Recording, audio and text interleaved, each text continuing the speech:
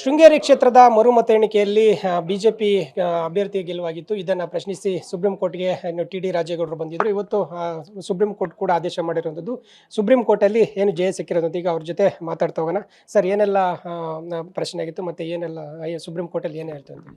Sir, 213ರ ಚುನಾವಣೆಯಲ್ಲಿ ಎಲ್ಲ ಪಕ್ಷದ ಮತ ಎಣಿಕೆ ಏಜೆಂಟ್ ಸಮಕ್ಷಮದಲ್ಲಿ AROಗಳು ಸೆಂಟ್ರಲ್ ಅಬ್ಸರ್ವರ್ಸ್ ಸಮಕ್ಷಮದಲ್ಲಿ ಮತ ಎಣಿಕೆ ಆಗಿತ್ತು.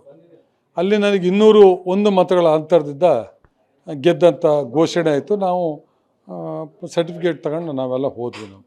ಅದಾದ ನಂತರ ಅವರದ್ದು ಚುನಾವಣೆಯ ತಕರಾರು ಅರ್ಜಿ ಹಾಕಿದರು. 279 ಪೋಸ್ಟಲ್ ಬ್ಯಾಲೆಟ್ಗಳನ್ನ ಓಪನ್ ಮಾಡಿಲ್ಲ, ಅಲ್ಲಿ ನನಗೆ ಅನ್ಯಾಯ ಆಗಿದೆ, ಲೋಪ ಆಗಿದೆ, ಅಲ್ಲಿ ನನ್ನ ಮತಗಳಿದ್ದಾವೆ ಅಂಥೇಳಿ ಕೋರ್ಟ್ ಮೆಟ್ಲೇರಿದ್ದು. ಅದು ಸುದೀರ್ಘವಾಗಿ 3 ವರ್ಷಗಳ ನಂತರ ಕೋರ್ಟು ಹಿಯರಿಂಗ್ ಮಾಡಿ ಅದರಲ್ಲಿ ಒಂದಷ್ಟು ಸುಳ್ಳು ಆರೋಪಗಳನ್ನು ಕೂಡ ಮಾಡಿದರು. ನಾವು ಯಾಕೆ ಅಲ್ಲಿ ನಾವು ಪ್ರಶ್ನೆ ಮಾಡೋದು, ಬರೀ ಚುನಾವಣೆ ಕೌಂಟಿಂಗ್ ನಾವು ಆವಾಗಲೇ ನಾವು ಅಪೀಲ್ ಮಾಡೋಕ್ಕೆ ಹೋಗ್ತಿರಲಿಲ್ಲ, ಕೌಂಟ್ ಆಗೋದು. ಅಲ್ಲೊಂದಷ್ಟು ಆರೋಪಗಳು ಮಾಡಿದ್ರು, ಸುಳ್ಳು ಆರೋಪಗಳು. ಅವುಗಳನ್ನ ಸಾಬೀತು ಮಾಡುವಂಥ ದೃಷ್ಟಿನಲ್ಲಿ 3 ವರ್ಷಗಳ ಕಾಲ ಅಲ್ಲಿ ಹಿಯರಿಂಗ್ ಆಯಿತು. ಅದಾದ ನಂತರ ಏನು ಹೈಕೋರ್ಟ್ನ ಆದೇಶ ಮಾಡಿತು, ಏನು 279 ರಿಜೆಕ್ಟೆಡ್ ಪೋಸ್ಟಲ್ ಬ್ಯಾಲೆಟ್ ಇದೆಯೋ ಆ ಪೋಸ್ಟಲ್ ಬ್ಯಾಲೆಟನ್ನು ಪುನರ್ ಪರಿಶೀಲನೆ ಮಾಡಬೇಕು. ಅದರಲ್ಲಿ ಏನಾದರೂ ಅಮೂಲಾಗ್ರಹ ಅಂದರೆ ಏನಾದರೂ ಡಿಫ್ರೆನ್ಸ್ ಇದ್ದರೆ, ವ್ಯತ್ಯಾಸಗಳಿದ್ದರೆ, ಅದರಲ್ಲಿ ವ್ಯಾಲಿಡ್ ವೋಟ್ಸ್ ಇದ್ದರೆ ಅದನ್ನು ಯಾರ್ಯಾರಿಗೆ ಬಂದಿದ್ದಾವೆ ಅವ್ರ ಬಂಡಲಿಗೆ ಸೇರಿಸಿ ಕೌಂಟ್ ಮಾಡಬೇಕು ಅಂತ ಹೇಳಿದರು.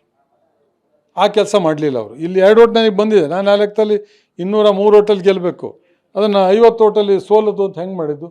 ಅಲ್ಲೇನೋ ವ್ಯತ್ಯಾಸಗಳಾಗಿದ್ದಾವೆ, ಟ್ಯಾಂಪರಿಂಗ್ ಆಗಿದೆ, ಪೆಟ್ಟಿಗೆಗಳು ಹೊಡೆದಿದ್ರು.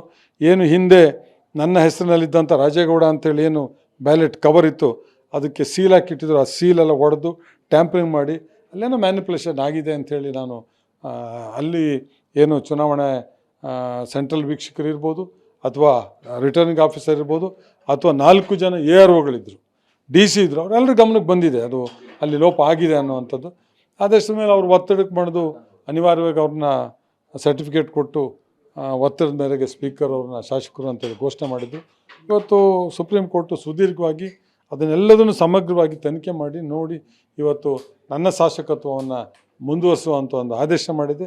ಈ ಆದೇಶ ಅದು ನ್ಯಾಯಕ್ಕೆ, ಸಂವಿಧಾನಕ್ಕೆ ಮತ್ತು ಬಾಬಾ ಸಾಹೇಬ್ ಅಂಬೇಡ್ಕರ್ ಬರೆದಂಥ ಸಂವಿಧಾನಕ್ಕೆ ಸಂದ ಜಯ, ಪ್ರಜಾಪ್ರಭುತ್ವಕ್ಕೆ ಸಂದಂಥ ಜಯ ಅಂಥೇಳಿ ನಾನು ಭಾವಿಸಿದ್ದೇನೆ.